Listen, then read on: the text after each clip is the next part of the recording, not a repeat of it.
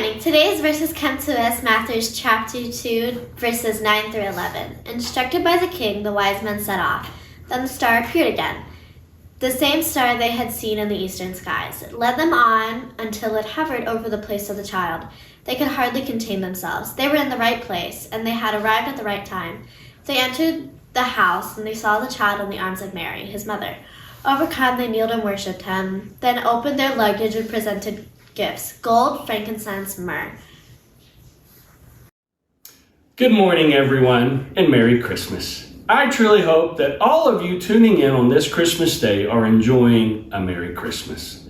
I'm sure that most of us have already opened some presents that you found under your Christmas tree this morning.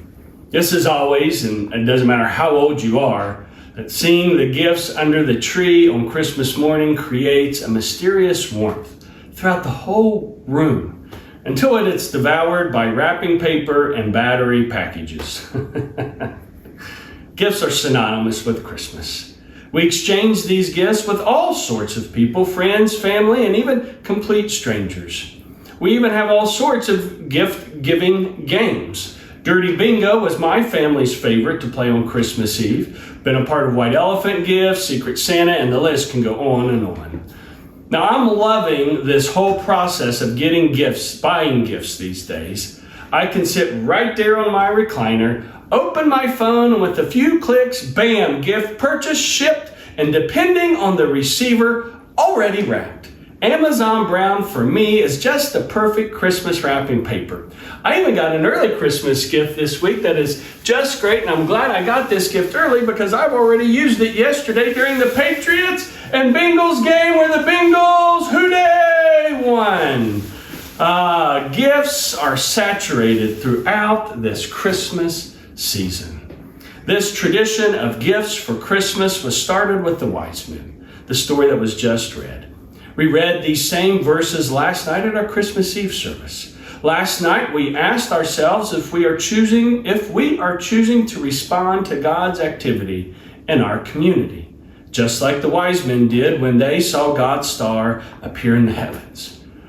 Or are we going to choose to be indifferent to God's work right before us, just like the religious leaders did? Today we're going to look at the gifts that the wise men gave.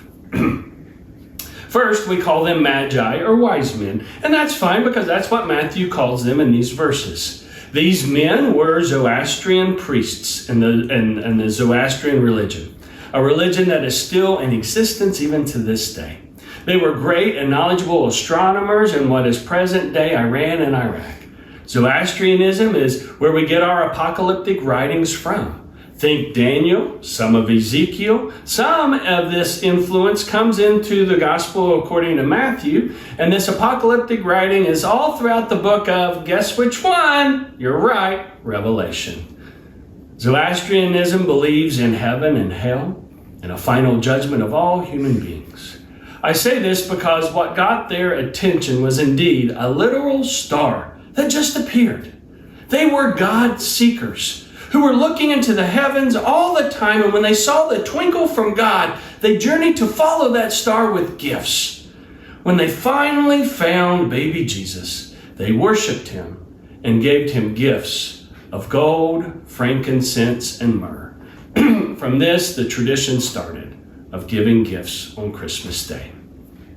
One of the best Christmas Eve services I have ever had was during one of those services that was 100% geared towards children, towards families. Have you ever been to one of those services? They're chaotic, noisy, nothing really goes as planned. At this service, we even had the bright idea of giving kids a gift bag full of gifts at the beginning of the service. So on top of all the usual knowledge, or the usual noise, cries and movement in the pews, and since I preach without notes, I really notice all the movement all the time. We had all of this extra commotion. It was crazy. We kept referencing the gifts to get out, and the kids kept getting them, unwrapping them, using them, going back to an old one, crying for a new one. This and this went on and on and on. And even one of the last gifts that we had them get out was a kazoo. Oh, When that one came out, I remember looking right at our children's minister, thinking to myself, what possessed us a month ago to make us think that this was a good idea? But then the last gift came out, and it was simple, and everyone got this gift. It wasn't just for the kids. It was actually in every bulletin. It was a heart, red paper cut into the shape of a heart. What we did was to let everyone know that gifts are important and fun for Christmas. But the first ever Christmas gift was the best ever gift the world has ever received. Jesus, God with us. This gift is free to all who will receive it. You receive it by letting Jesus into your heart. That's what the heart was. It symbolized each individual person, and we invited everyone to come to receive communion. And after that, if you wanted, each person could give their heart to Jesus by laying it at our Chrismon tree. This was a very powerful time, still a little chaotic, but it was profound to see kid and parent taking the simple act so seriously. Then the best part. After everyone was finished, I thought I saw a red glow in the stained glass. I then asked one final time, has everybody had a chance to receive Holy Communion? And that's when he appeared. That's no laughing, no ho-ho-hoing, no jingle bells, but he had a beautiful white beard, a red suit, and a belly full of jelly. You guessed it. It was Santa. I don't know how he could take time out on Christmas Eve and stop by that little church in Virginia Beach, but there he was, coming down the aisle. Santa received the body and blood of Jesus. Santa, the guy who is always giving everyone else gifts, the icon of Christmas. There was Santa kneeling at the tree, praying to Jesus. And guess what Santa did? Santa, too, gave Jesus his heart. This is what Christmas is all about. Everyone.